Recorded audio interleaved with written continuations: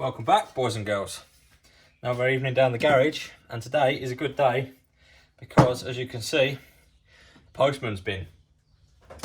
And who doesn't love it when the postman's been and there's been car parts delivered? So, yeah, let's get these open and see what's inside.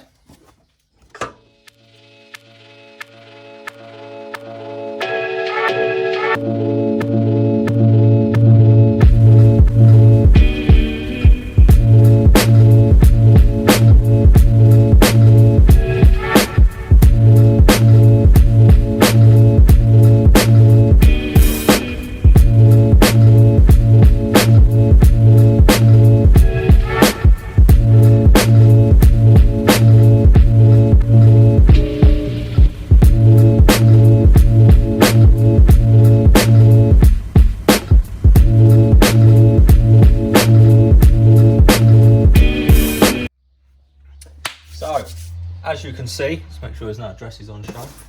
As you can see, we have got some boost pipes. Obviously this isn't new, we've had that for ages. But we've got these two 3.5 inch to 2.5 inch hoses that have finally turned up for the top of there.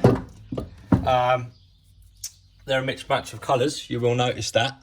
Now, when I ordered these ones, they only had one shiny one in stock and one matte one in stock, and I had ordered a load of other boost piping because I wanted to get all my boost piping done, and well, Hermes basically lost the other half of the order. So we've only got these two elbows. We're missing a load more of this pipe. We're missing a load more, I say a load more, 3 more elbows, 2.5 inch elbows. So that's basically that for now, which is annoying because I did want to get the boost piping done, but in all fairness, all right.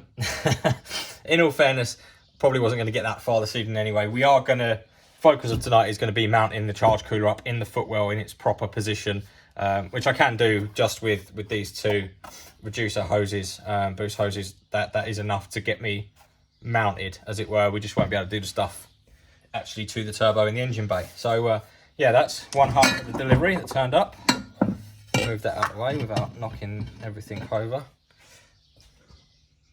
And then the other thing that turned up was, as I've mentioned in a few previous videos, another coolant header tank, same as what we've got, but this one's actually going to be for the washer bottle, the coolant reservoir for the washer bottle. We're just going to, obviously that's going to screw in there, and that'll go down to our pump. The other thing is I got exactly the same one, A, because they match, and B, those of you that watched the video the other week will know that that one over there that we tried to repair is still leaking from one of these fittings. Well, these have obviously got brand new fittings on, so I'm going to pinch one of these fittings off of here, put that on there, and then use the leaking fitting on the top of here, because this is only going to be a reservoir. Hopefully we can, I'll just only fill this halfway or something for now, and we'll see how it goes. It might actually, the fitting that's leaking might stop leaking when we put it on here, because this is only going to have cold water in it. It's never going to have like coolant or anything in it. It's just going to have screen wash. So yep, so that turned up. So that's another thing we're going to get on with.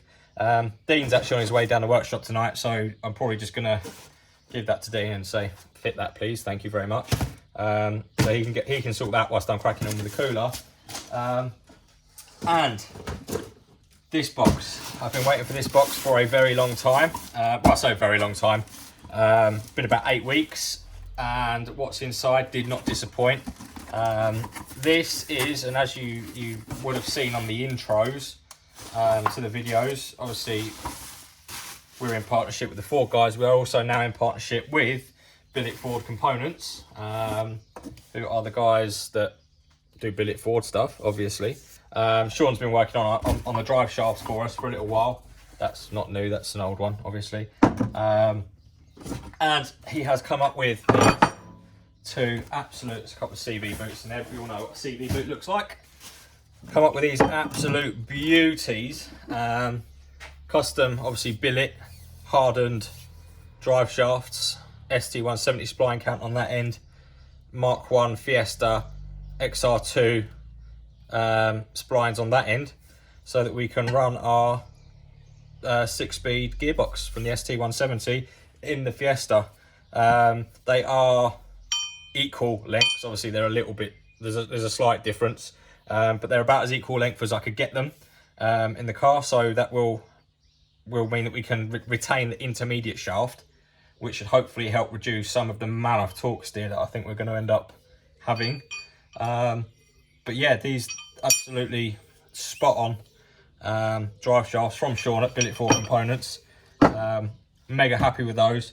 Unfortunately, can't fit them yet because I need new CVs and I need new tri-load bearings and I need new outer wheel bearings and nuts and bolts and all that stuff to go with it, which I haven't got yet. And after buying all these lovely parts and squaring up Sean for the shafts and everything else, I'm a bit skint at the moment. So that's gonna have to wait a month or two because it's also my wife's birthday next month, and as lovely as these are, I'm sure the wife wouldn't want billet drive shafts for her birthday. But there you go. I mean, the other way around, I'd love these for my birthday. That'd be great. But there we go. So that is our packages for tonight open. I'm going to get on and, in fact, first thing is first, I'm going to put Sean's stickers on the car because obviously we are now representing this wonderful work. So I'm going to get them put on the car, and then I'm going to start working on some cardboard aided design for getting this charge cooler mounted in the footwell. So yeah, let's crack on. Okay, so move the car over so we've got a bit of space because it was going to get really annoying working with this door hit me in the face all evening. So cleared the stuff out the footwell, and by cleared the stuff out the footwell I mean I've just shoved it all on the chair seat. So you can see this is where we're going to mount our charge cooler. Fits in there quite nicely. It doesn't impede the passenger footwell too much. Obviously there's a bit of space here for a foot or whatever, but I have got down there a aluminium footrest, which is what's going to sort of mount in here somewhere anyway. So that's the general position that it's going to go in. As you can see, I've just got it propped up on a hole cutter there. The idea is tonight I've got some aluminium flat sheet here, and I think I'm just going to try and make up a platform that comes off of here across, sort of bends down some way. I'm going to get the footrest over there and put that in as well, because I'm thinking it's probably going to be worth my while making something out of the footrest, if you see what I'm saying. So I make everything all sort of all one piece off of the back here into the footrest, something like that. So that is going to be the plan for tonight. Now, I'm going to try and film as much of it as I can, but obviously it's underneath the dash. I'm not taking all the dash out because that means I've got to unplug all the gauges and everything again. It would make it decidedly easier taking the dash out, but I don't like doing things the easy way. I like doing things the hard way. And to be honest, I just can't be bothered with all the wiring again. So I'm going to work around the dash. So I'm not going to do a time lapse because it would just be a time lapse of something like that with my head in the corner there, not really doing a lot, which wouldn't be very entertaining for you guys. So what I'm going to do is crack on and update you at regular intervals. So let's crack on. 2 hours later. Okay, well, about an hour worth of work, and this is what we have. Nothing special. Yeah, nothing special, but it does the trick. Basically, this little lip here is going to mount to the back of that footrest. That little lip there is going to have some holes in it. It's going to mount to the bulkhead, and then there'll be some fixing holes in the end there, which will mount to the gearbox tunnel, and then it will sit on top of that. Obviously, we cut some holes, put some swages in it to strengthen it up, because that aluminium is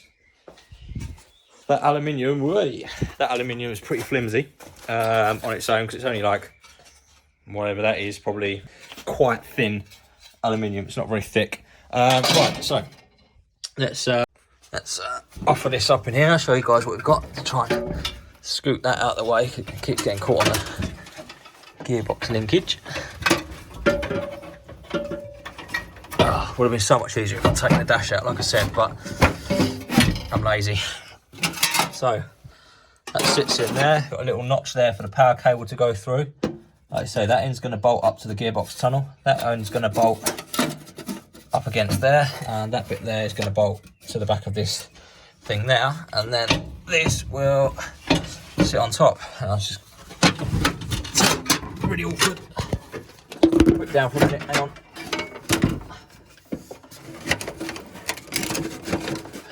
And we're back, right. Yeah, and then that's just gonna sit on top of it. Something like that. You see, down there, sits down there, that sits on top of there, and then we just need to work out a couple of tabs that mount the actual cooler to something, because it can't just sit there. You can see up there, just slide it along that way so it lines up with the hole. There's our boost out, and our boost in is going to come in there, go into there somewhere. I can't actually see the camera, so I don't know what you guys are looking at. So yeah, that is our mount for the charge cooler gun. I've just got charge cooler done. Just got to get it all sort of fixed in place. I managed to move this. These are just bolted in with some M8 riv nuts. And then I'm going to do the same on the back there. A couple of riv nuts so it's removable. Move this shit out the seat. Yeah, right, move that crap out the seat. And take the seat in here. You can see, I mean, I'm not the tallest bloke in the world, but there's a reasonable amount of room there. And if we're on long journeys and you need to stretch your legs out, you can get a full leg stretched out in there. Like that. Actually makes quite a nice footrest, as long as you don't kick my ECU or nut about my air temperature sensor, which is going to go in that hole there. A bit dark because the light's gone off. But yeah, that is that's where it's going to go. So I fit in all right. I don't know about Dean, because Dean's just going to be in the seat. He's the co-driver. We'll see how that goes. Yeah. Whoa. Okay, so that is in, as you just see. We have checked. Dean's down the workshop. He has just sat in there, and he does fit. So at least he can get in, which is good. Dean is currently working on something over there, which I'm going to blur out because it's not for this video, but it's exciting. I've got the charge cooler pipe, the hot side for the turbo feed in roughly. Still needs a bit of adjustment and stuff, but that fits in reasonably well. I don't know how well you guys will be able to see under here, probably not at all, but you can see kind of where it comes through there. So that's all good. I'm now going to start working on, as we discussed earlier, this. I'm just stripping off the leaky fitting down here off of this one, so that I can swap it over for this new one, which hopefully won't leak. And then, like I said, I'm going to put the leaky one on top of there, because this is only a washer bottle tank, so it doesn't really matter too much. So yeah, I'll get that done, and then see you in a second. Okay, so forgot to film. Got a bit carried away. Dean was working away over there on, well, actually working away down there on the side project. We'll call it that for now. You probably know exactly what it is, but it's for another day. I'm not going to go over it now. But yeah, so Dean was working away on that. I think I've already shown you, obviously got all that in. Got this, not expansion tank, this washer bottle, that's it. Got that washer bottle tank in. Obviously matches that side. Got the pipe swapped over. So we do actually now have another clear pipe on the coolant, which is better. I mean, I'm not worried about the level in there, because if it runs out, I'll just top it up. But obviously we want to be able to check the coolant on that easy enough. So got those swapped over. I got 2 holes drilled in the bulkhead there roughly. They still need to be deburred and cleaned up, but basically that's where the charge cooler lines are going to come across. They're going to go from these braided lines here just to rubber nitro, and then straight through there, and then they will connect up to our charge cooler that's sitting under there quite nicely tucked out of the way. I'm actually really happy with how well that fitted in, because I was a bit concerned that it was going to become Dean's footrest. I wouldn't fit. Because that Dean wouldn't fit, and then I wouldn't have anyone to scare the shit out of whilst I'm driving the car, because I think it's going to scare the shit out of me, to be honest, after having been in said person's Mark II last weekend, which didn't have a big fuck off turbo in the engine bay, and it was still plenty fast enough to scare the shit out of me anyway. The only other thing I didn't show you guys this evening, obviously I showed you the drive shafts down there that we got back from Billet Ford Components. In the box also was one of these Billet Ford blacktop ST170 silver top block breathers. It's a really nice bit of kit, this, and they are very reasonably priced. Obviously this will replace my creation down there. But yeah, so huge shout out to Sean for getting on board with the project and helping us out with the drive shafts and the billet breather. What Dean was working on earlier, the secret side project, Sean is actually probably going to be helping us out with that as well.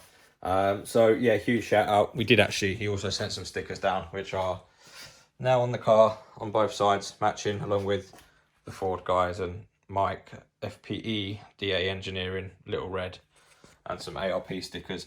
That really annoyed me actually, because I brought head bolts and they only sent one sticker. So I now need ARP sticker for the other side. So might just have to buy a new set of head bolts just for the sticker. But yeah, there you go. Not sure how long this video is going to be at this point. Probably quite a short one this evening, but I will get it out on Friday for you. Well, today for you. Yeah, that's where we're at. Thanks for watching, guys. Appreciate it as always. And hopefully, when Hermes do decide to turn up with the rest of my boost piping, we can get the boost pipe hooked up and put some boost through the engine.